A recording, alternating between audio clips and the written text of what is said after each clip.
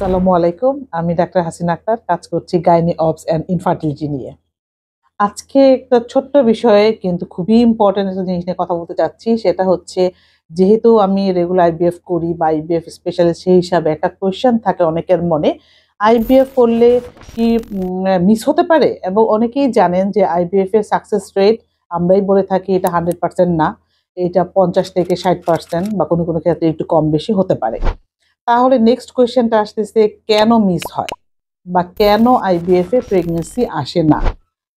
So এটা অনেকেই এই ব্যাপারটা নিয়ে খুব হতাশ, বা যে এত বড় একটা ট্রিটমেন্ট করব, অনেক কষ্ট করার পরেও প্রেগন্যান্সি আসতেছে না।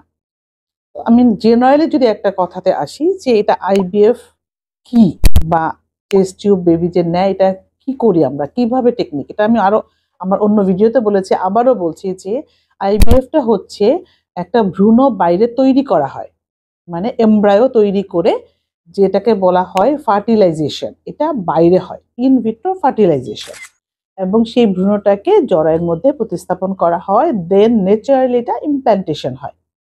সো আমরা কি কাজ করছি? আমরা অতটুকুই আল্লাহ আমাদেরকে ক্ষমতা দিয়েছে যে এটা ফার্টিলাইজেশন করতে। তো এটা আমরা বাইরে ভ্রূণ তৈরি করছি। তাহলে দেখেন, যখন আমরা ভ্রূণ প্রতিস্থাপন করছি জরায়ুর ভিতরে, সেটা জরায়ুতে বসা বা ইমপ্ল্যান্টেশনে কিন্তু আমাদের তেমন কোনো হাত থাকে না। যদিও আমরা অনেক সাপোর্ট দিয়ে থাকি, অনেক কিছু মানে আমরা পড়ে যেই আমাদের জ্ঞান নিয়ে অনেক রকম হরমোনাল সাপোর্ট দেই, কিন্তু বাকি কাজটা কিন্তু আমাদের কাছে আননোনই থেকে যাচ্ছে। সেই কারণে কিন্তু এর সাকসেস রেটটা কখনোই 100%-এ আসবে না বা আসা সম্ভব না। এছাড়াও কিছু বিষয় থাকে, কার যেমন প্রত্যেকেরই কিন্তু জরায়ুটা একরকম থাকে না। আমরা দেখি কারো কারো জরায়ু অনেক বেশি বাল্কি বা বড় হয়ে যায়। এটা কোনো কারণে হয়ে থাকে, অ্যাডেনোমাইসিস হয়, বা সামটাইম দেখা যায় কোনো কারণ খুঁজে পাওয়া যায় না, বাট বাল্কি। এই ধরনের ইউটেরাসে আমরা দেখে থাকছি যে এটা ইমপ্ল্যান্টেশন হয় না বা প্রেগনেন্সি আসে না। এবং কিছু টিউমার কারো জরায়ুতে হতে পারে।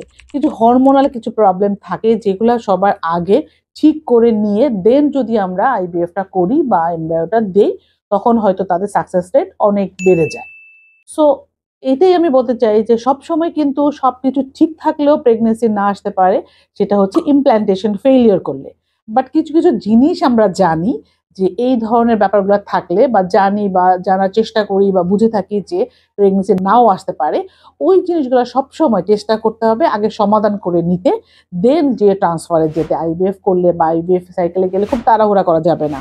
যার যে প্রবলেমগুলো আছে ওগুলো সমাধান করে গেলে তারপর দেখবেন যে একটু সময় প্রথমে লাগলেও এটা প্রেগনেন্সি রেটটা বেশি থাকতেছে এবং আপনারা খুব সহজেই সফলকাম হচ্ছেন।